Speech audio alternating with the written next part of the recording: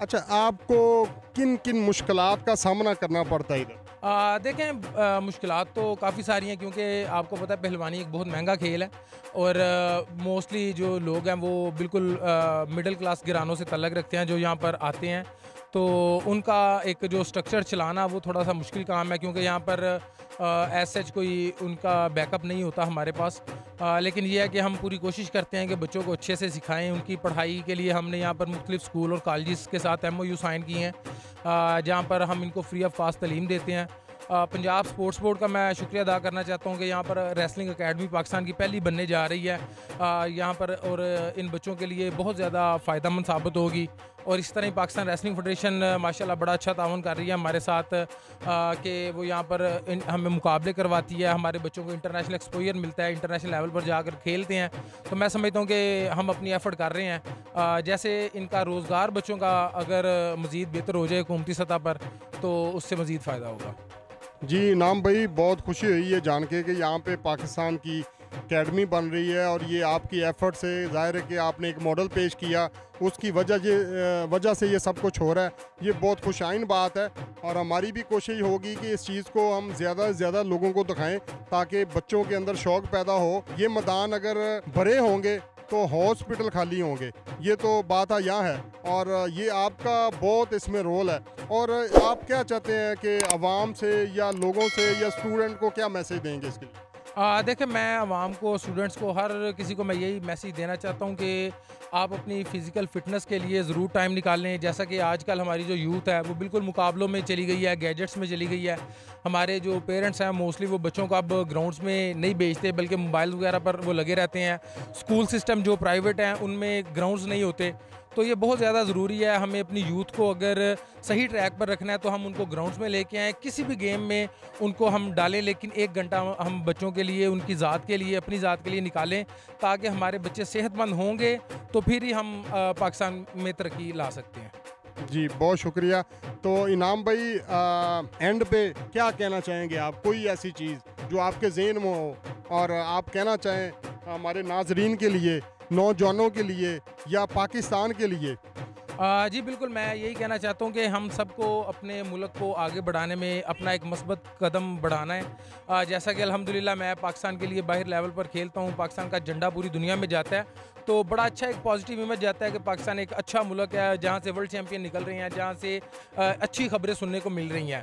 तो मैं यही कहना चाहता हूँ कि आप जिस भी फील्ड में हैं अपनी एफ़र्ट करें और पाकिस्तान के लिए एक एंड ज़रूर लगाएँ ताकि उसकी कामयाबी, पाकिस्तान की कामयाबी ही हमारी कामयाबी है। अच्छा, एक सवाल मैं और करना चाहता हूँ कि आप मैरिड हैं? हाँ जी, अल्हम्दुलिल्लाह। कितने बच्चे? मेरी 2 बेटियाँ जी। माशाल्लाह। अच्छा, दूसरा ये कोई ऐसी चीज़ ज़िंदगी में जो आपने मिस की हो, आपकी ख्वाहिश हो मगर आप पूरी ना कर सके हों? जी, मैं समझता हूँ कि अल्लाह ताला का बड़ा ही ख़ास करम है कि जो भी मैंने सोचा, जो भी मैंने सारी ज़िंदगी में ख्वाहिश की, अल्लाह ताला ने मुझे उससे बहुत ज़्यादा, बहुत ज़्यादा बढ़कर अता किया है। ये अल्लाह की ख़ास रहमत है, ख़ास अल्लाह की मेहरबानी है। और अब मेरा ख्वाब यही है कि ये जो जितने बच्चे आप यहाँ पर देख रहे हैं, ये भी पाकिस्तान का नाम रोशन करें और ये वहाँ से भी मेडल लेके आएँ जहाँ से मैं नहीं ला सका। तो बस यही ख्वाहिश है कि जितने बच्चे हमारे साथ मुंसलिक हैं, अल्लाह ताला इनका रोज़गार अच्छा कर दे, इनको अच्छी जॉब मिले, ये पाकिस्तान के लिए खेलें और पाकिस्तान का नाम इस तरह ही पूरी दुनिया में बुलंद होता रहे। अच्छा, एक सवाल और कि आप डेली कितनी ट्रेनिंग देते हैं? कितने घंटे की ये ट्रेनिंग होती है एक प्लेयर की? देखें, ये डिपेंड करता है कि खिलाड़ी किस लेवल का है। जैसे अभी बच्चे आप देख रहे हैं तो इनको हम 1 घंटा सुबह, 1 घंटा इवनिंग में ट्रेनिंग करवाते हैं। लेकिन जैसे जैसे स्टैंडर्ड बढ़ता जाता है, जैसे नेशनल लेवल के बच्चे 3 से 4 घंटे करते हैं और जो वर्ल्ड और ओलंपिक वाले खिलाड़ी हैं, हमारे एशिया लेवल वाले खिलाड़ी हैं, वो तकरीबन 6 घंटे उनके 2 सेशन होते हैं, मॉर्निंग और इवनिंग। तो जैसे जैसे इनका स्टैंडर्ड अच्छा होता जाता है हम उनकी ट्रेनिंग को इंटरनेशनल लेवल और इंटरनेशनल स्टैंडर्ड पर करवाते हैं। तो यही है कि जो एफ़र्ट करता है उसको फिर अल्लाह ताला फल भी देते हैं और बच्चे मेहनत कर रहे हैं, पाकिस्तान के लिए मेडल जीत रहे हैं जी। कि आप इनको डाइट क्या देते हैं, बच्चों को और बड़ों को?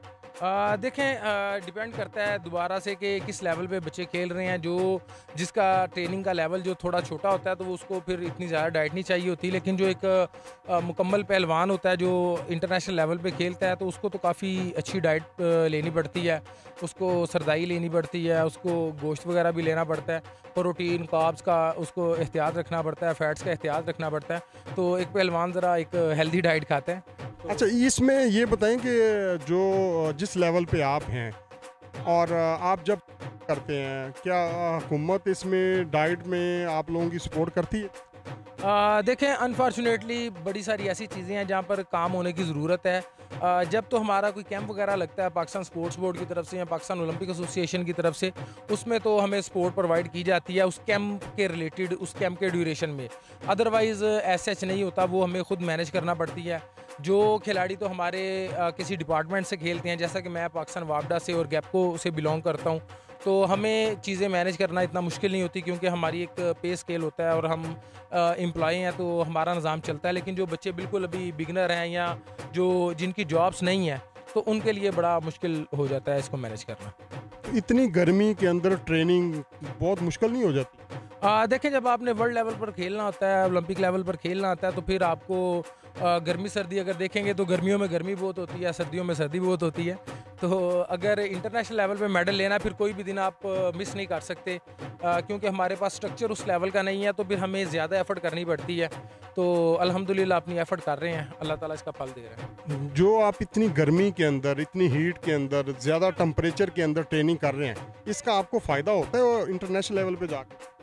देखें, ऐसे आप कह सकते हैं कि फ़ायदा होता भी है, लेकिन ये है कि बड़ी जल्दी बॉडी जो है वो हमारी थक जाती है, बड़ी जल्दी एग्जॉस्ट हो जाती है। तो उसके लिए फिर हम कोशिश करते हैं कि ज़्यादा लिक्विड इस्तेमाल करें, पानी इस्तेमाल करें, मुख्तलिफ़ किस्म के ठंडे पानी बनाए जाते हैं जिसके साथ हम इसको मैनेज करते हैं। तो ये है कि फिर हम ट्रेनिंग तो नहीं छोड़ सकते ना, अब हमने जिस तरह के भी हालात हैं एफ़र्ट करनी है, कोशिश करनी है, फिर ही हम अपने आप को मैनेज कर सकते हैं इंटरनेशनल लेवल।